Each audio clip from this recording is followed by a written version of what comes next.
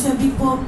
தாகம் தீர்க்கும் தலைவனே, தரணியாள வந்தவனே, தாகம் தீர்க்கும் தலைவனே, தரணியாள வந்தவனே, வாருமே எனில் வாருமே, அமைதி தயந்தாருமே, வாருமே எனில் வாருமே, அமைதி தயந்தாருமே, தாகம் தீர்க்கும் தலைவனே, தரணியாள வந்தவனே. பரலோக பிதாவே, ஆசீர்வதிக்கப்பட்ட இந்த வேலைக்காக ஒரு விஷயம் நன்றி செலுத்துகிறோம் தகப்பனே. சுயம் வெளிப்படாத வரைக்கும் அப்பா சத்தியத்தை சத்தியமாய் போதிக்கக்கூடிய பாக்கியத்தை அடைவுக்கு கொடுங்க, பலத்தை கொடுங்க. இந்த கரத்துல தாழ்த்தி ஒப்பு கொடுக்கிறேன். ஆசீர்வதியும் பாதுகாத்துக்கொள்ள வச்சுள்ளது நல்ல பிதாவே. நாம்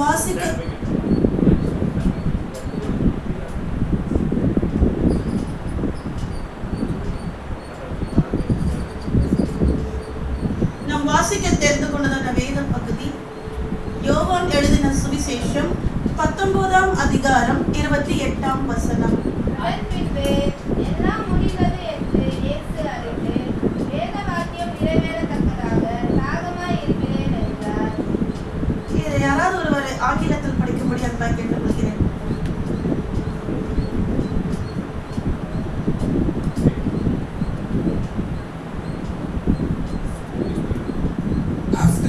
Jesus, knowing that all things were now accomplished, that the scripture might be fulfilled, said, I thirst. I thirst. Thirst-னா தாகம். நம்ம நிறைய பேர் என்ன பண்றோம், உலக பிரகாரமான காரியங்களுக்குள்ள தான் தாகமா இருக்கிறோம். நிறைய நம்ம சீரியல் மீது தாகம், மொபைல் மீது தாகம். ஆண்டவர் மீது நம்ம தாகமா இருக்கிறோமா? நாமே சற்று ஆராய்ந்து பார்ப்போம். ஆண்டவர் நமக்காக எவ்வளவு பாடுகள் பட்டார். சரீர பிரகாரமான தாகம் அவருக்கு இருந்திருக்கு, கண்டிப்பா இருக்கும். ஆனா அவர் வந்து சரீர பிரகார தாகத்தை வந்து அவர் வந்து அது வந்து அவர் சரீர பிரகார தாகத்தை கூட அவர் வந்து பொருட்படுத்தல. ஆத்மாக்கள் மீது அதிக தாகம் கொண்டவராயிருந்தார். நம்ம ஆத்மாக்கள் மீது தாகம் அடுத்த நம்ம மாதிரியே இன்னும் ஆத்மாக்கள்ல ஆண்டவருக்குள்ளாக வரணும்னு சொல்லிட்டு நம்ம நினைக்கிறோமா?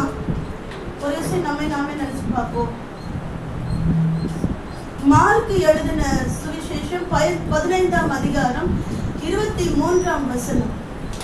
வெள்ளம் போல கலந்த திராட்சை ரசத்தை அவருக்கு குடிக்க கொடுத்தார்கள், அவர் அதை ஏற்றுக்கொள்ளவில்லை. அவருக்கு திராட்சை ரசம் அந்த காடியை கொடுத்தாங்க, அவர் ஏற்றுக்கொள்ளவில்லை. இதே வந்து யோவான் எழுதின சுவிசேஷம் 19ஆம் அதிகாரம் 29ஆம் வசனம் நாம் வாசிப்போம். காடி நிறைந்த பாத்திரம் அங்கே வைக்கப்பட்டிருந்தது. அவர்கள் கடற்காரரை காடியிலே தோய்த்து ஈசோப்பு தண்ணீரை மாட்டி அவர் வாயிலிடத்தில் நீட்டி கொடுத்தார்கள் தான் இருக்கு. ஏசப்ப குடிச்சார்னு இருக்கா? இல்ல, அவர் நமக்காக தான் தாகமா இருந்தார். நமக்காக தான் தாகமா இன்னும் இருந்துட்டே இருக்கார். நம்ம எப்படி இருக்கோம்? நம்ம எந்த சூழ்நிலையில நம்ம இருக்கோம்? நம்ம ஒரு விஷயம் யோசிச்சு பார்ப்போம். சங்கீதம் 69:21 நம்ம வாசிப்போம்.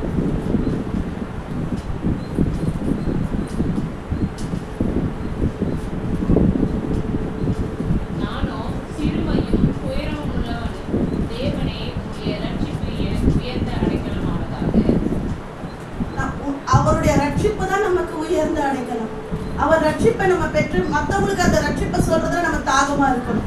எப்படி நம்ம மட்டும் ரட்சிக்கப்பட்டா பத்தாது. நம்ம சொந்த பந்தங்கள், நம்ம உற்றார் உறவினர்கள், நண்பர்கள் அனைவரும் நம்ம அந்த ரட்சிப்பை வந்து சுதந்திரித்து கொள்ளணும். நம்ம சுதந்திரிச்சு ஆண்டவர்கிட்ட நம்ம ஆண்டவரை நோக்கி வந்துட்டோம். அநேகர் இன்னும் நோக்கி வராம இருக்கிறாங்க. ஆண்டவர் நினைச்சா அவரால் தண்ணி வர வச்சு குடிக்க முடியும். ஆகாரின் அழுகுரலை தீர்த்தாங்க. துருத்தியில் தண்ணீர் இல்ல துறவையே தந்தீங்க, துருத்தியில் தண்ணீர் இல்ல துறவையே தந்தீங்க, ஆகாரின் அழுகைய ஆனந்தமாய் மாற்றினீங்க, ஆகாரின் அழுகைய ஆனந்தமாய் மாற்றினீங்க. ஆதியாகமம் 21ஆம் அதிகாரம் 16ஆம் வசனம் நாம் எடுத்து வாசிப்போம். பிள்ளை சாகிறதை நான் பார்க்க மாட்டேன் என்று எதிராக அம்பு பாயும் தூரத்திலே போய் உட்கார்ந்து சத்தமிட்டு அழுதாள். ஆகார் அழுகுறாங்க, என் பிள்ளை நான் சாகிறத நான் பார்க்க மாட்டேன் ஏசப்பா அப்படின்னு சொல்லிட்டு ஆகாரின் ஆண்டவரை நோக்கி கூப்பிடுறாங்க, அழுறாங்க. ஆகாரின் அழுகையை அவர் தீர்த்து துருத்தி தண்ணி கிணத்துல தண்ணி வர வச்சாங்க. அப்படிப்பட்டவருக்கு அவங்க சாகும் தருவாயில தண்ணி வர வைக்கல. ஏன்னா நமக்காக தான், நம் பாவங்களுக்காக, நம்மளுடைய அக்கிரமங்களுக்காக தான் அவர் சிலுவையை சுமந்தார். அவர் பட்ட அடிகள் எத்தனை உண்டு? 39 அடி. அந்த 39 அடிக்கு ரத்தம் சொட்ட சொட்ட வேர்வை ரத்தமா வழியுது. அந்த ரத்தம் சிந்த நமக்கு கொஞ்ச நேரம் நம்ம வெளில போயிட்டு வந்தாலே அசுசுன்னு நம்ம தண்ணி குடிக்கிறதுக்காக ஓடி வந்து உட்காருறோம். வீட்டுல தண்ணி குடிக்கிறீங்களா? எடுத்தோடனே நம்ம வர விருந்தாளுக்கு என்ன கொடுக்குறோம்? தண்ணி குடிக்கிறீங்களான்னா நம்ம குடிக்கிறோம். அப்படிப்பட்ட அவரால் தண்ணியை மாற்ற முடியும். ஆனா அவர் மாத்தல. ஆத்துமாக்கள் மீது அவர் தாகம் கொண்டிருந்தார். அவர் மாறாவின் தண்ணீரை வந்து மதுரமாய் மாற்றினார். யாத்ராகமம் 15ஆம் அதிகாரம் 23ஆம் வசனம் வாசிப்போம்.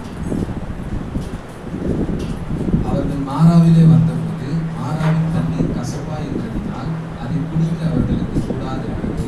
அதனால் அவ்விடத்திற்கு மாறா என்று பெயரிடப்பட்டது. குடிக்க மண்மில்லை. ஆனா ஆண்டவர் மாறாவின் தண்ணீரை எப்படி மாற்றினார்? அவரு மதுரமாய் மாற்றினார். அதே மாதிரி நியாயாதிபதிகள் 16ஆம் அதிகாரம் 28ஆம் வசனத்தை எடுத்து வாசிப்போம். சிம்சோன் பத்தி நம்ம எல்லாருக்குமே தெரியும். அது சிம்சோன் வந்து பலன் இழந்த நேரத்துல ஆண்டவர் என்ன பண்ணாரு? அவருக்கு தண்ணீர் கொடுத்து பலத்தை வர வச்சாரு.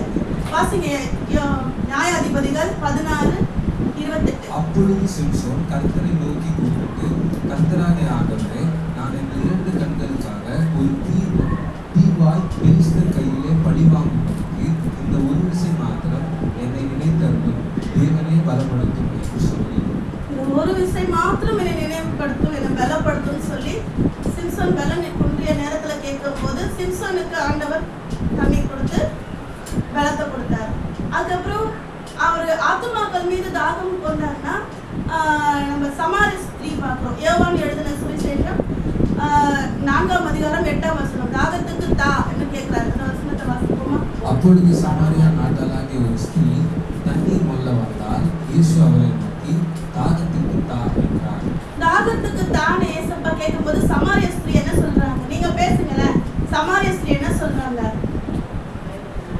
நீங்க யூதர், நானும் சமாரிய குலத்தை சேர்ந்தவர், நான் எப்படி உங்களுக்கு தண்ணீர் தரது சொல்லி கேட்கிறாங்க. அப்ப ஏசப்பா சொல்றாங்க, நான் கொடுக்குற தண்ணீர் நீ குடிச்சினா இது ஜீவ தண்ணீர், இது வந்து என்னைக்குமே அழிவு இருக்காது அப்படின்னு சொல்லிட்டு சொல்லும்போது சமாரிய ஸ்திரீ மூலம் அநேகர் ரட்சிக்கப்படுறாங்க, ஆண்டவருக்குள்ள வர்றாங்க. அது மாதிரி ஆத்துமாக்களை சமாரிய ஸ்திரீ மூலம் அநேகர் வந்தாங்க. உங்களுக்கு லாசரு ஐஸ்வர்யவான் கதை உங்களுக்கு தெரியும். லாசரு ஐஸ்வர்யவானும் லாசரும் இருந்தாங்க. ஐஸ்வர்யன் ரொம்ப பணம் படைத்தவன். அவனுடைய மேற்று துணிக்கையில விழுற அந்த அப்போ அந்த சிறு சிறு துகளை தான் வந்து லாசர் வந்து எடுத்து சாப்பிட்டாங்க. துணிக்கைகளை தான் எடுத்து சாப்பிட்டாங்க. அப்ப லாசரும் ஐஸ்வர்யவானும் மறிச்சு போயிடுறாங்க. லாசர் ஐஸ்வர்யன் மறிச்சு ஐஸ்வர்யவான் எங்க போறான்? நரகத்துக்கு போறான். ஐஸ்வர்யவன் எங்க போறான்? ஐஸ்வர்யன் நரகத்துக்கு போறான். ஆபிரகாம் லாசர் வந்து ஆபிரகாம் மடியில இளைப்பாறை கொண்டிருக்காங்க.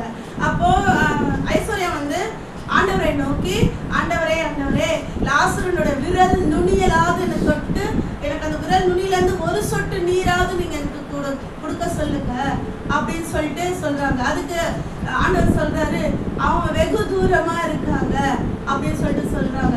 என் சகோதரர்களாவது ஆண்டவர் உங்களுக்குள்ள வரணும் அவங்க சொல்லும் போது, நீங்க வந்து இருக்கும்போது அந்த நம்ம உயிரோடு இருக்கும்போது என்ன பண்ணணும்? ஆண்டவருக்கு நிறைய சுவிசேஷங்களை சொல்லி சுவிசேஷம் சொல்றதுல நம்ம தாகமா இருக்கணும். இதே மாதிரி சங்கீதம் 42:1 வாசிப்போமா? மானானது நீரோடைகளை வாஞ்சித்து கதறுவது போல, தேவனே என் ஆத்துமா உம்மை வாஞ்சித்து கதறுகிறது. மானானது நீரோடைய வாஞ்சித்து கதறுவது போல, நம்ம ஆத்துமா யாரை நோக்கி வாஞ்சித்து கதறணுமா? கர்த்தரையே நோக்கி வாஞ்சித்து கதறணும். வேற தெய்வம் இல்ல, நமக்கு ஒரே தெய்வம் யாரு? இயேசுப்பா தான். அவரை நோக்கி பார்த்த முகங்கள் பிரகாசம் அடைந்தார்கள். அப்ப நம்ம அவரை நோக்கி மட்டும்தான் பார்க்கணும், வேற யாரையும் நோக்கி பார்க்க கூடாது. ஏசாயா 55:1 எடுத்து வாசிப்போம்.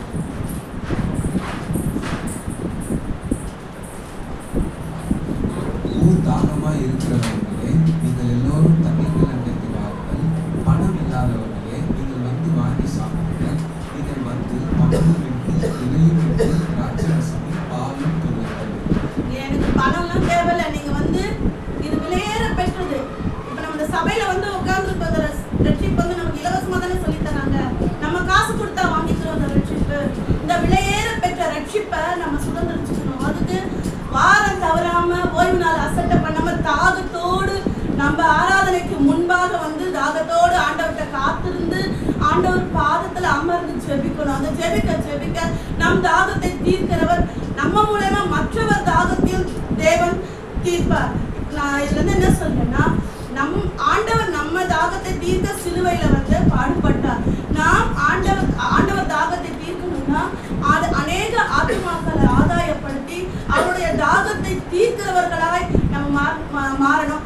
எதுவும் முடிஞ்சு போச்சு அப்படின்னு சொல்லிட்டு நம்ம திருப்தி ஆயிடுச்சு, நம்ம இந்த ஆத்துமாக்களை கொண்டு வந்துட்டோம், அந்த சாட்டிஸ்பாக்சன் வந்து நம்ம வாழ்க்கையில இருக்கக்கூடாது. நம்ம வாழ்க்கை பயணம் முடிகிற வரைக்கும் நம்ம வாழ்க்கையில எதுவுமே திருப்தி இல்லைங்க, எல்லாமே சாட்டிஸ்பாக்சன் இல்லாம தான் போகும். நம்ம என்னைக்கு நம்ம வாழ்க்கையின் ஓட்டத்தை நம்ம முடிக்கிறோமோ அப்பதான் சாட்டிஸ்பாக்சன் நமக்கு உண்டு. நம்ம இறுதி வரைக்கும் ஆத்துமாக்களை ஆதாயப்படுத்தி ஆண்டவருக்கு தாகம் உள்ளவர்களா வாழணும்னு சொல்லி இந்த வார்த்தையை கொடுத்த என் தேவாதி தேவனுக்கும் வாய்ப்பு கொடுத்த தேவனுக்கும் இப்பொழுது உங்களுக்கு ஒரு தர்பூசணி ஜூஸ் கொடுக்கப்படும்.